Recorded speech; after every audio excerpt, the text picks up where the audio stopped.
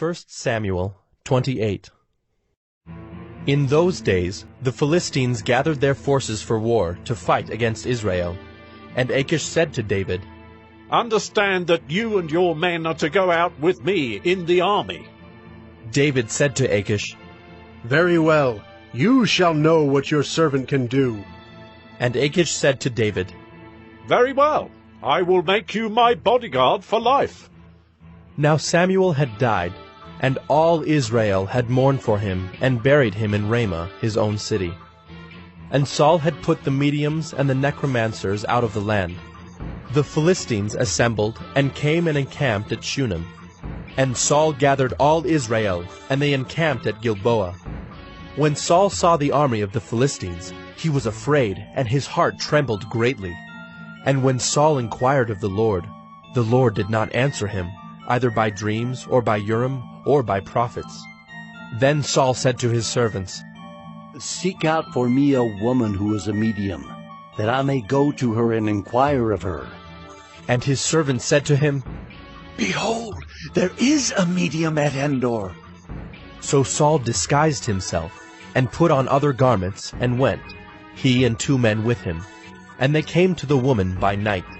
And he said, "Divine for me by a spirit, and bring up for me whomever I shall name to you." The woman said to him, "Surely you know what Saul has done, how he has cut off the mediums and the necromancers from the land. Why then are you laying a trap for my life to bring about my death?" But Saul swore to her by the Lord, "As the Lord lives, no punishment shall come upon you for this thing." Then the woman said, "Whom shall I bring up for you?" He said, "Bring up Samuel for me." When the woman saw Samuel, she cried out with a loud voice. And the woman said to Saul, "Why have you deceived me? You are Saul." The king said to her, "Do not be afraid. What do you see?" And the woman said to Saul, "I see a god coming up out of the earth." He said to her, "What is his appearance?" And she said, "An old man is coming up, and he is wrapped in a robe." And Saul knew that it was Samuel, and he bowed with his face to the ground and paid homage. Then Samuel said to Saul, "Why have you disturbed me by bringing me up?" Saul answered, "I am in great distress, for the Philistines are warring against me, and God has turned away from me and answers me no more, either by prophets or by dreams. Therefore I have summoned you to tell me what I shall do." And Samuel said, "Why then do you ask me, since the Lord has turned from you and become your enemy?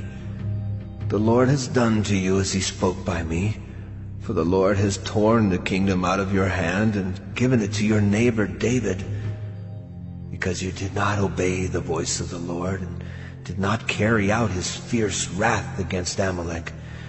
Therefore the Lord has done this thing to you this day. Moreover, the Lord will give Israel also with you into the hand of the Philistines. And tomorrow you and your sons shall be with me. The Lord will give the army of Israel also into the hand of the Philistines." Then Saul fell at once, full length on the ground, filled with fear because of the words of Samuel. And there was no strength in him, for he had eaten nothing all day and all night. And the woman came to Saul, and when she saw that he was terrified, she said to him, "Behold, your servant has obeyed you. I have taken my life in my hands and have listened to what you have said to me. Now, therefore, you also obey your servant. Let me set a morsel of bread before you, and eat, that you may have strength when you go on your way." He refused and said, I will not eat." But his servants, together with the woman, urged him, and he listened to their words. So he arose from the earth and sat on the bed. Now the woman had a fattened calf in the house, and she quickly killed it. And she took flour and kneaded it, and baked unleavened bread of it. And she put it before Saul and his servants, and they ate. Then they rose and went away that night.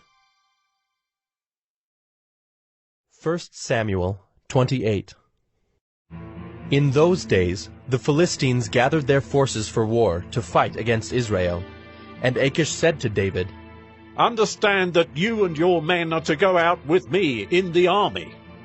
David said to Achish, Very well, you shall know what your servant can do.